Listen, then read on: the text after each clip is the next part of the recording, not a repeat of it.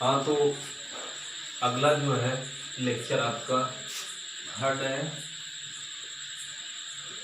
Second lecture में कुछ अवरोध आ जाने के कारण हम उसको पूरा नहीं कर पाए। तुरंत जो है रिकॉर्डिंग हमारी बंद हो गई थी फोन आने की वजह से। मोल कॉन्सेप्ट बता रहे थे। हमने बताया था पहला पॉइंट, एक मोल पदार्थ में कणों की संख्या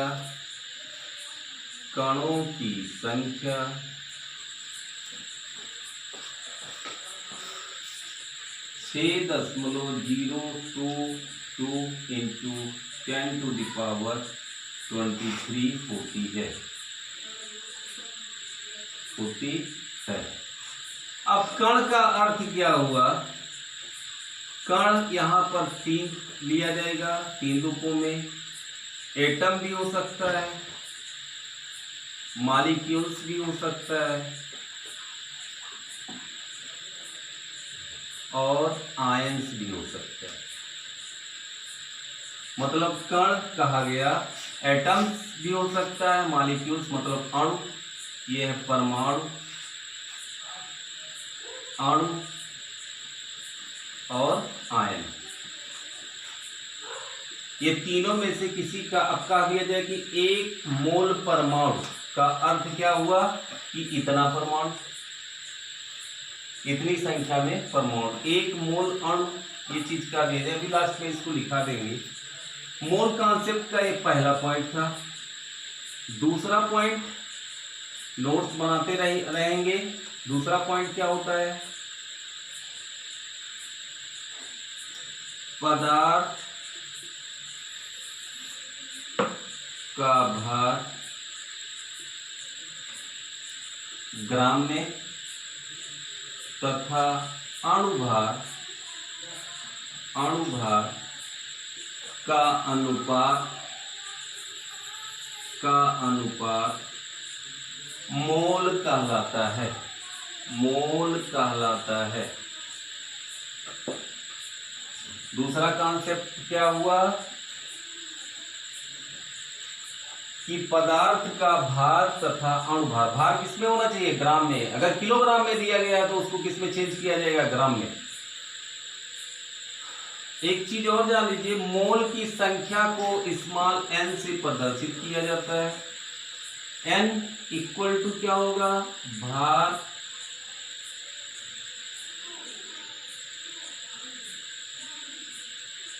मास इन ग्राम बाई मॉलिक्यूलर मास।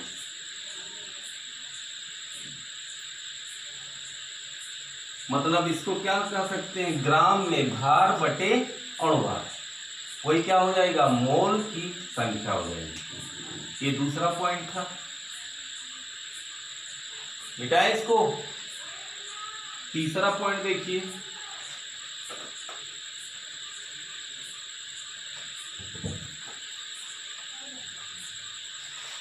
तीसरा पॉइंट क्या कहता है?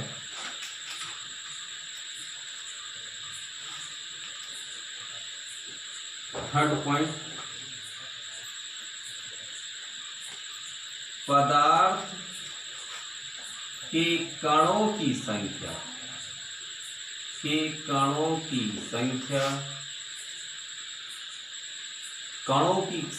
को n0 भी कह सकते हैं, n0 से रिप्रेजेंट करते हैं।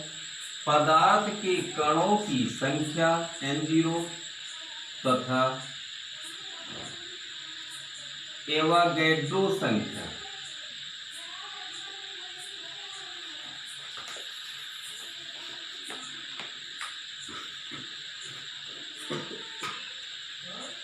नंबर, एवोगैड्रो संख्या को Na से रिप्रेजेंट करते हैं, का अनुपात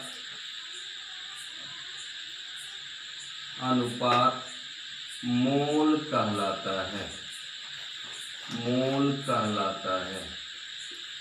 ये आपका तीसरा पॉइंट क्या बना? n इक्वल टू N0/Na, ये फार्मूला बना। और चौथा पॉइंट जो लास्ट पॉइंट है,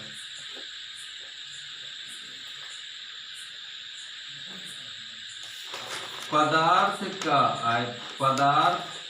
का एनटीपी पर, अभी एनटीपी के बारे में बता रहे हैं आपको, पदार्थ का एनटीपी पर आयतन तथा 22.4 के अनुपात को मोल कहते हैं। तो n इक्वल टू क्या होगा, B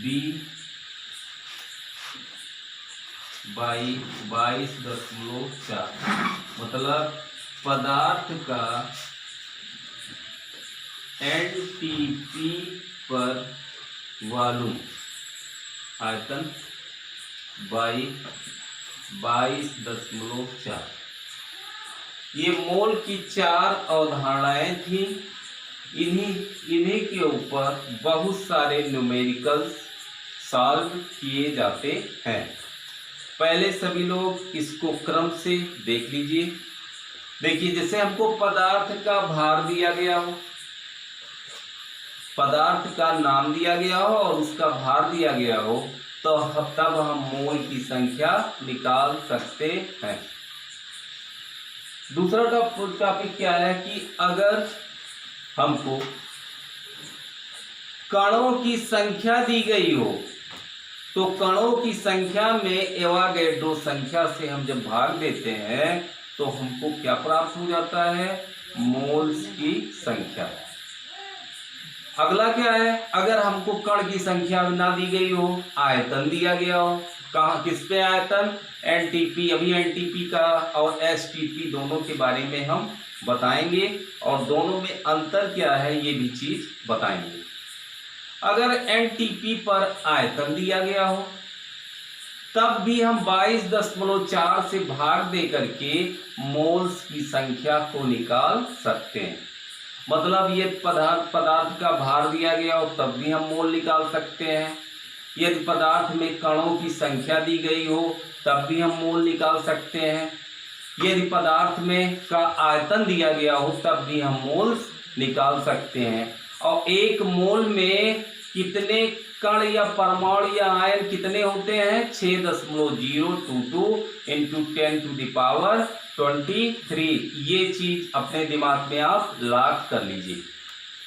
एक मोल किसी भी चीज का रहेगा तो उसमें कणों की संख्या क्या होगी, 6.022 इंटू 10⁻23।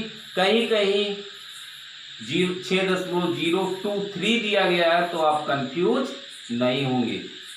ओके, तो पहले इसको आप उतारिए, फिर हम आगे की चीज बता रहे हैं। चलिए उतार लीजिए जल्दी। बता रहे हैं,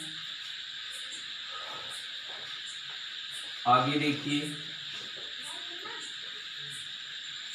पहले एनटीपी आपको बता दें और एसटीपी। एक तरफ हम कर दिए एनटीपी और एक तरफ हम लिख दिए एसटीपी। एनटीपी का फुल फॉर्म होता है नॉर्मल टेम्परेचर प्रेशर।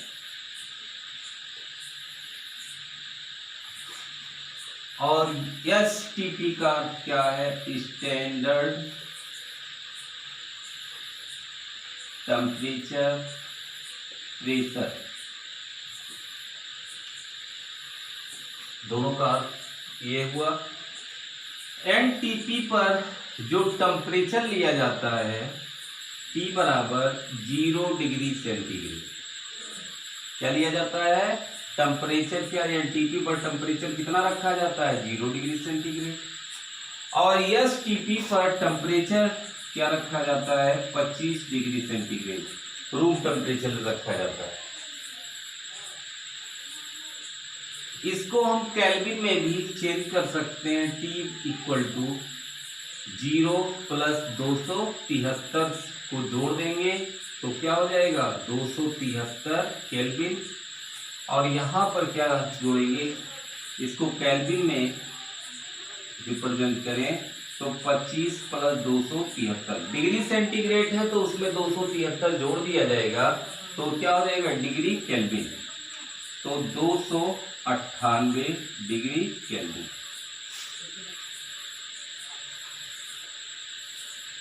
यहाँ का जो आयतन होता है एनटीपी का जो दाब होता है P इक्वल टू 1 ATM, मतलब ATM मतलब एटमॉस्फेरिक। इसका दाब क्या होता है 1 वायुमंडलीय, इसका भी दाब क्या होता है 1 ATM। इसी को हम प्रदर्शित कर सकते हैं 76 सेंटीमीटर Hg। यहाँ भी 76 सेंटीमीटर Hg या 760 mm Hg भी कर सकते हैं इसको। यहाँ भी क्या हो जाएगा 760 mm Hg। तो एसटीपी पर टेम्परेचर कितना होता है और प्रेशर कितना होता है। देखो टेम्परेचर प्रेशर तो ये दो चीज को काउंट करना है। यहाँ पर टेम्परेचर 0 डिग्री सेंटीग्रेड, यहाँ पर 25 डिग्री सेंटीग्रेड। यहाँ भी एक वायुमंडलीय दाब है, यहाँ भी एक वायुमंडलीय दाब है, तो दोनों में दाब तो कॉमन है लेकिन तापमान का क्या है अंतर है। यहाँ तक क्लियर हुआ, किसी को कोई दिक्कत। अब थोड़ा सा इससे आगे मैं चाहता हूं कि कोई चीज छूटने ना पाए, इजी वे में हम आपको बताना चाहते हैं। देखो आगे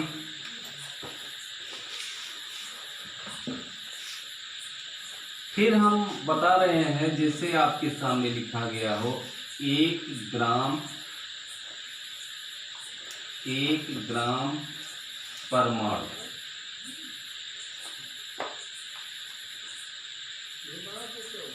तो इसका अर्थ क्या हुआ, ये किसके बराबर होगा 1 मोल परमाणु।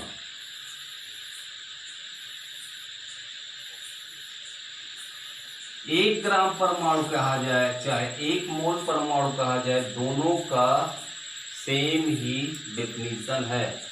दोनों का अर्थ क्या होना चाहिए सेम होता है। बराबर क्या होगा 6.022 गुणे 10⁻23 परमाणु।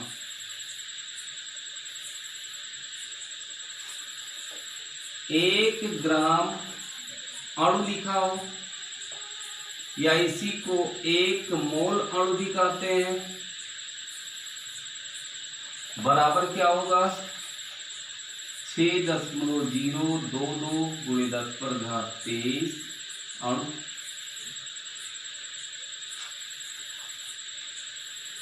एक ग्राम आयन कहा जाए आपसे, बराबर क्या होगा 1 मोल आयन या 1 ग्राम आयन कहा जाए या 1 मोल आयन कहा जाए 6.022 गुणे 10⁻23 आयन। यहां तक क्लियर हुआ होगा।